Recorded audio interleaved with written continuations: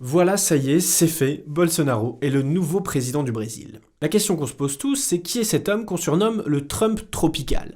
Parce qu'à chaque fois que les médias voient un candidat qui n'est pas de gauche ou au moins de centre-gauche, on nous explique que c'est le retour de la bête immonde, le populisme, etc. Qu'en est-il vraiment? C'est ce qu'on va essayer de voir ensemble. Alors tout d'abord, pour commencer, un petit topo sur le Brésil. Le Brésil est un pays de 210 millions d'habitants qui est composé pour moitié de descendants d'Européens, des descendants d'Allemands, d'Italiens, de Portugais, mais aussi de descendants d'esclaves pour 8%, de 40% de métis et de 2% d'Indiens autochtones. C'est l'un des pays les plus multiraciales de la planète. Pendant la guerre froide, le Brésil était dirigé par un régime autoritaire qui était soutenu par les USA et qui s'opposait aux révolutionnaires communistes. C'était un petit peu la même situation dans toute l'Amérique latine.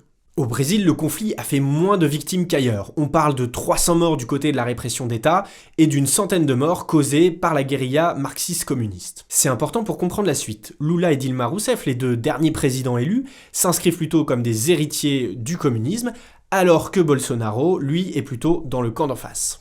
En 1979, le conflit s'est apaisé et une loi d'amnistie générale a empêché les poursuites contre les crimes commis dans les deux camps. Alors pour nous, le Brésil, aujourd'hui, c'est ça...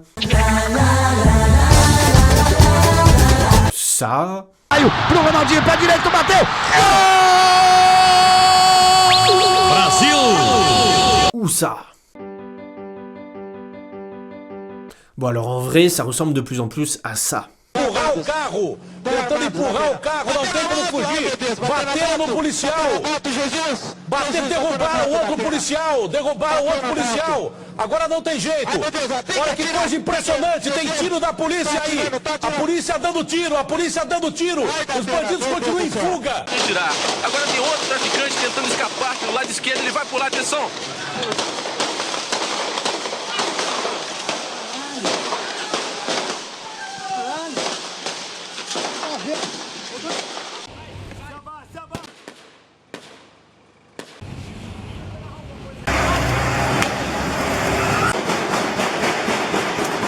Alors il faut savoir, pour commencer, que dans ce pays, c'est plus d'un demi-million de personnes qui ont été tuées par homicide ces 10 dernières années. C'est l'équivalent de la ville de Lyon. C'est à peu près un Bataclan par jour. C'est-à-dire qu'il va y avoir un meurtre au début de cette vidéo et un meurtre à la fin de cette vidéo. Côté politique, la gauche radicale et le Parti des travailleurs sont au pouvoir depuis les années 2000. Mais ses dirigeants et l'ancien président Lula sont aujourd'hui en prison pour corruption suite à une grande campagne main propre qu'on appelle Lava Rato. Quant à sa successeur, Dilma Rousseff, elle a été destituée il y a 2 ans pour avoir maquillé les comptes publics, et depuis c'est le vice-président qui prend l'intérim, et lui, il fait partie d'une sorte de modem ultra corrompu. La première raison du succès de Bolsonaro, c'est qu'il n'a jamais été mouillé à des affaires de corruption et qu'il veut continuer à l'éliminer de la vie politique brésilienne. La seconde, c'est qu'il propose une politique sécuritaire en réponse à l'explosion des violences. Par exemple, Bolsonaro défend le port d'armes, alors que la gauche, elle, a toujours essayé de l'abolir. Elle a aussi pris des mesures catastrophiques, comme cette grande campagne, où elle a proposé aux gens de ramener leurs armes en échange d'une petite somme d'argent. Et ce qui s'est passé, évidemment, c'est que les honnêtes gens ont ramené leurs armes, mais que les criminels et les narcotrafiquants l'ont évidemment gardé. Résultat, aujourd'hui, il n'y a plus que les criminels qui ont des armes. Encore une fausse bonne idée de gauche. Autre mesure forte, Bolsonaro veut évidemment contrôler les frontières du pays, notamment pour lutter contre la drogue et éviter qu'elle n'arrive de Bolivie ou de Colombie. Il soutient aussi la police et les opérations de pacification dans les favelas, qui ont d'ailleurs voté largement pour lui, malgré les menaces des narcotrafiquants. C'est aussi la preuve qu'il n'est pas le candidat des riches. Alors Bolsonaro, c'est un ancien capitaine qui est devenu aujourd'hui réserviste, et il est du coup très populaire chez les policiers et les militaires. Effrayé par la crise économique et politique qui touche le Venezuela socialiste de Maduro, admiré par Mélenchon, une partie des Brésiliens ont aussi abandonné la gauche du PT qui refuse de condamner ce qui se passe là-bas. Ils ont aussi peur d'une contagion. Il faut savoir qu'actuellement, il y a des millions de Vénézuéliens qui fuient le pays, notamment au Brésil. Et Bolsonaro, lui, il veut accueillir ces réfugiés, mais dans des camps, pour pas qu'ils ne se dispersent dans l'ensemble du pays et augmentent encore plus la criminalité.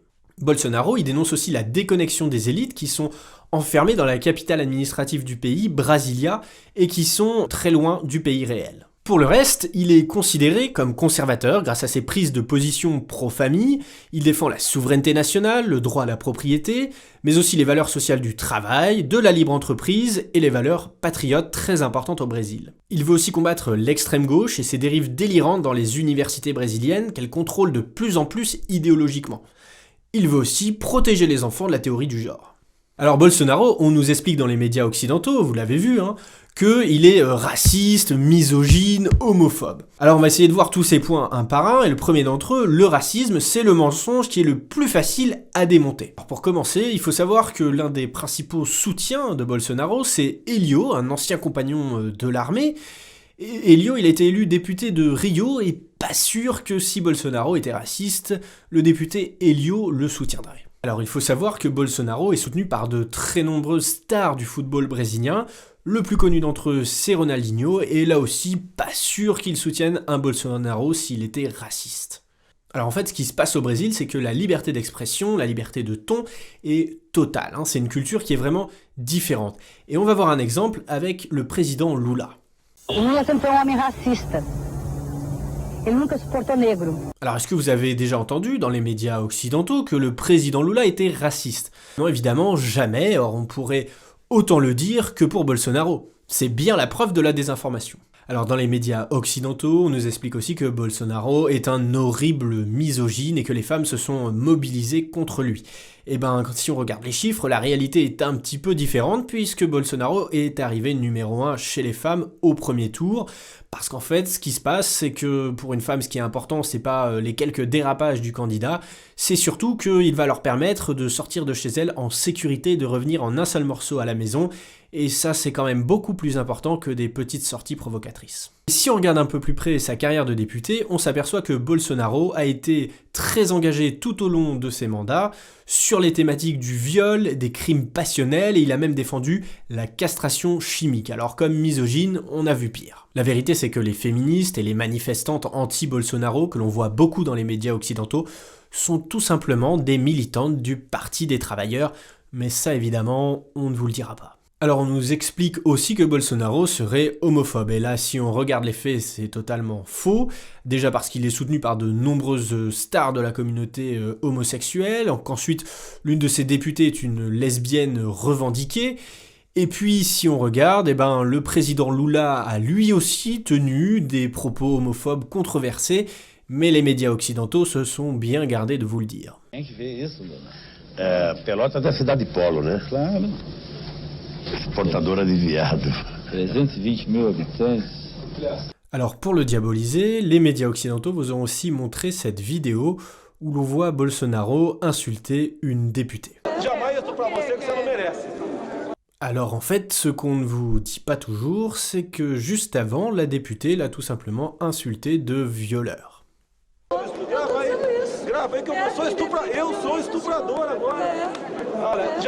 Il faut aussi savoir que cette dispute, elle a un contexte particulier, celui d'une affaire qui a choqué à l'époque tout le Brésil, une jeune femme qui s'est fait violer et tuer par des criminels qui étaient mineurs. Et qu'est-ce que veut faire le député Bolsonaro à l'époque? Il veut abaisser la majorité pénale pour que ces mineurs soient plus durement condamnés, ce à quoi s'oppose la députée de gauche qui va entraîner cette violente dispute, donc dans un contexte très particulier de tension dans tout le Brésil à cause de cette histoire.